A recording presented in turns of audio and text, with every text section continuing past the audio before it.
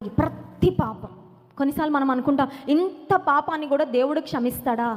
కొన్నిసార్లు ఏదైనా తప్పు చేశాక మనకి ముఖం చెల్లదండి దేవుని దగ్గర రావడానికి. మనకు అనిపిస్తుంది, ఏ ముఖం పెట్టుకొని దేవుని దగ్గరికి వెళ్ళగలను, ఏ ముఖం పెట్టుకొని దేవుని ఆరాధించగలను, ఏ ముఖం పెట్టుకొని దేవా నన్ను ఆశీర్వదించు అని నేను అడగగలను.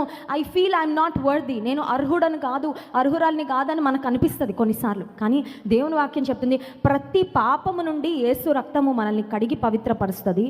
అంత మాత్రమే కాదు, 9వ వచనం ఆఖరు భాగంలో సమస్త దుర్నీతి నుండి దేవుని గురించిన ఒక లక్షణం ఇక్కడ రాయబడింది. అదేంటంటే ఆయన నమ్మదగిన. కొన్నిసార్లు చూడండి, క్షమిస్తామని కొంతమంది క్షమించరు, అప్పటికప్పుడు క్షమించేసానులే వెళ్ళిపోయి ఎవరైనా కాళ్ళ మీద పడి చాలా సారీ అండి మిమ్మల్ని బాధ పెట్టానంటే ఫర్ ద టైం బీయింగ్ వదిలించుకోవాలని సరేలే క్షమించానంటారు, కానీ లోపల ఉండిపోద్ది కదా ఆ గ్రడ్జ్. వాళ్ళు క్యారీ చేస్తూ ఉంటారు. అదేంటంటే తర్వాత ఎప్పుడో మళ్ళీ బయటకు వస్తూ ఉంటుంది. అప్పుడు మనకు అర్థమవుతుంది ఏంటంటే ఆ టైంలో క్షమాపణ అడిగినా, క్షమిస్తున్నానని చెప్పినా అది నిజంగా హోల్ హార్టెడ్గా ఫర్గివ్ చేయలేదు, అందుకే నా గ్రడ్జ్ ఇంకా లోపల పెట్టుకున్నారు అని. కానీ దేవుడు క్షమించుటకు ఆయన నమ్మదగిన.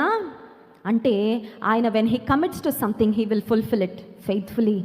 ఆయన మన పాపాలు నిజంగా మనం ఒప్పుకుంటే, నోరు తెరిచి సిగ్గు విడిచి అడిగితే, అడగాలి అంతే. దేవుని దగ్గర ఏం చేయాలండి? మనం ఆశీర్వాదాల కొరకు అడుగుతాం, కానీ పాపాలను క్షమించమని అడగడానికి మనకి చాలాసార్లు సమయం ఉండదు. We don't feel the need or the importance of asking for forgiveness. దేవుని బిడ్డలంగా ఎంత మనం నాకు అది ఇవ్వు ప్రభా, ఇది ఇవ్వు ప్రభా, నాకు ఈ ఆశీర్వాదం దయచే, నాకు ఈ అవసరత ఉంది అని దేవుని అడుగుతున్నామో, మన పాపాలను గురించి కూడా మనం నోరు తెరిచి ఏం చేయాలండి? అడగాలి.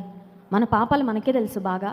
మన పాపాలు మనమే కప్పుకుంటూ ఉంటాం చాలాసార్లు. మన పాపాలను దేవుని ఎదుట కప్పుకోకుండా వాటిని గురించి చాలా ఓపెన్గా యథార్థంగా దేవుని సన్నిధిలో ఒప్పుకుంటే, దేవుని వాక్యం చెప్తుంది ఆయన నమ్మదగిన వాడంట.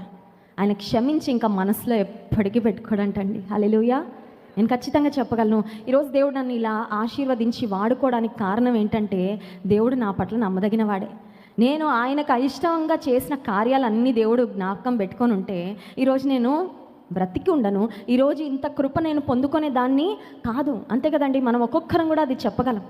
దేవుడు నిజంగా నమ్మదగిన వాడుగా మన పాపాలు క్షమించాడు కాబట్టి ఈరోజు ఈ క్షేమ స్థితిని, ఈరోజు ఇంత ఆశీర్వాద స్థితిని, ఈరోజు ఇంత దీవెనకరమైన స్థితిని, ఆయన కృపని ఇంత ఎంజాయ్ చేయగలుగుతున్నాం మనం. కొన్నిసార్లు దేవుని కృపలను జ్ఞాపకం చేసుకుంటా ఉంటే అనిపిస్తుంది, హౌ బ్లెస్డ్ ఐ యామ్, నేను ఎంత ఆశీర్వదించబడినా. ఎప్పుడైనా అనిపించిందండి మీకు?